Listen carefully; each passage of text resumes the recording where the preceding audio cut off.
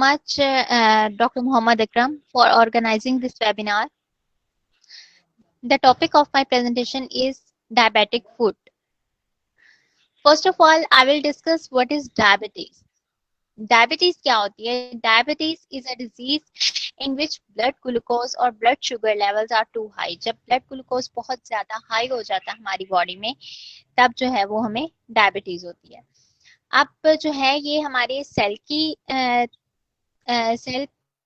तक जितना भी हमारा ग्लूकोज जाता है, the cell of your body need glucose for energy. Energy जो है हमारे सेल को वो ग्लूकोज से मिलती है। एक हार्मोन होता है हमारी बॉडी में इंसुलिन, जो कि हेल्प करता है ग्लूकोज को सेल तक जाने में। इसकी दो तरह की टाइप्स होती हैं, टाइप 1 डायबिटीज और टाइप 2 डायबिटीज। टाइप 1 डायबिटीज में ये होता है कि your body doesn't make insulin, आपकी बॉडी इंसुलिन बना नहीं रही। और टाइप 2 डायबिटीज ये होता है कि आपकी बॉडी जो है वो इंसुलिन बना भी नहीं रही और इंसुलिन यूज भी नहीं कर रही सही से। अब जो है जब इंसुलिन सही से फंक्शन परफॉर्म नहीं कर रही होती, तो जो ग्लूकोज है वो हमारे सेल्स तक नहीं जाता और सेल्स तक प्रॉपरली कन्वे नहीं होता, और जो है हमारे ब्लड ग्लूकोज लेवल हाई होना शुरू हो जाता है। अब जैसे कहते हैं कि फूड प्रॉब्लम्स कैसे हो सकती हैं। फूड प्रॉब्लम्स ऐसे होंगी कि जब ब्लड ग्लूकोज लेवल बहुत ज्यादा हाई हो जाएगा, तो उसमें क्या होगा, अगर उसको ट्रीट ना किया जाए, उसकी ट्रीटमेंट ना लिया जाए और शुगर लेवल को कंट्रोल ना किया जाए, तो फिर क्या होता है कि हमारी नर्व्स और ब्लड वेसल्स जो होती हैं हमारी फीट में, वो डैमेज होना शुरू हो जाती हैं। जब ये डैमेज होती हैं तो इसको हम बोलते हैं डायबिटिक न्यूरोपैथी। डायबिटिक न्यूरोपैथी हो जाती है, जिसकी वजह से जो है हमारी टांगों में नमनेस रहती है, टिंगलिंग होती है, पेन होती है और लॉस ऑफ फीलिंग हो जाती है हमारी फीट में, कि हमें वहां पे कोई सेंसेशन नहीं फील हो रही होती, क्योंकि हाई ब्लड ग्लूकोज की वजह से जो है वो हमारी सेंसेशंस चली जाती हैं, हमारी नर्व्स डैमेज हो जाती हैं। और जब नर्व्स डैमेज हो जाए तो इट मीन्स कि वहां से सेंसेशन खत्म हो चुकी है।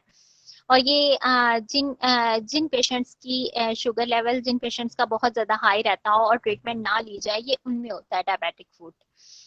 अब जो है कि अगर हमें पेन नहीं होती हमारे फुट में और वहां पे कोई कट बन जाता है, ब्लिस्टर बन जाता है या अल्सर बन जाता है, ठीक है, ओपन सोर जिसको हम बोलते हैं, तो अब क्या होता है वहां पे वो एक ब्लिस्टर बन गया। अब वो ब्लिस्टर जो है वो हील नहीं हुआ, ठीक है, उसकी प्रॉपर केयर नहीं की गई।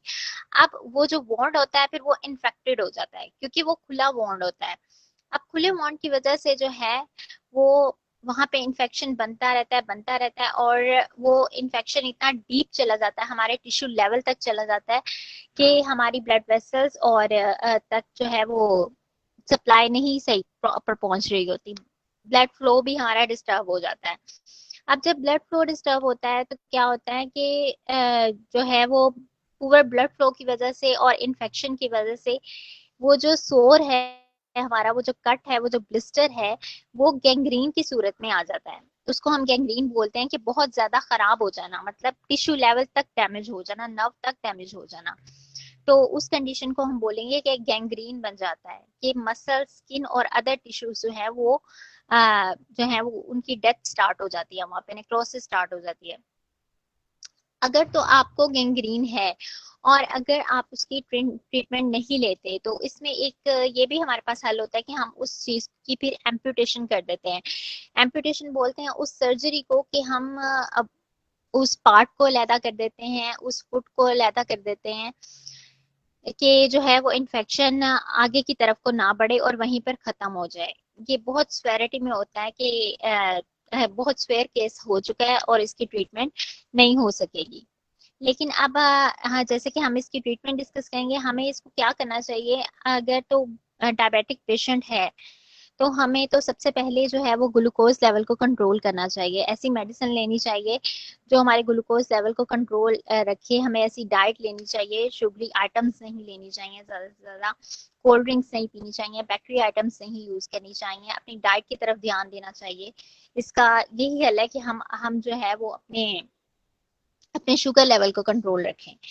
अब जो है अगर तो डायबिटिक फूड हो भी जाता है, मोस्टली पेशेंट्स में हो जाता है, लेकिन अब उसकी केयर कैसे करनी है। अब ये है कि good care for people with diabetes include, कि क्या क्या जो है वो ऑप्शंस इंक्लूड हैं कि किस तरह जो है वो पेशेंट अपनी फूड की केयर कर सकता है। सबसे पहला पॉइंट तो ये है कि वो अपना फीट रोज चेक करे कि वहां पे कोई कट तो नहीं बना, रेडनेस तो नहीं हुई, या स्किन चेंजेस तो नहीं आ रहे।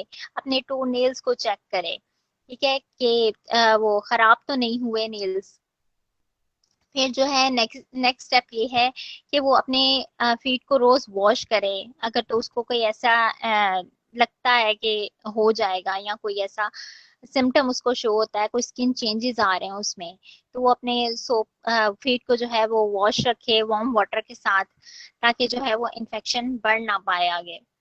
उसके बाद जो है हमें पेशेंट को रिकमेंड करना चाहिए कि हमेशा जो है वो वेल फिटिंग शूज पहनने चाहिए उसको, और सॉक्स पहनने चाहिए, क्या ताकि उसका फीट जो है वो प्रोटेक्ट हो सके जब वो चले, तो अदर इन्वायरमेंटल फैक्टर्स से जो है उसका फीट प्रोटेक्ट हो सके, कोई भी जर्म्स, कोई भी अदर बैक्टीरियाज जो है उस वॉन्ड में ना आए, ताकि इन्फेक्शन बढ़ ना जाए।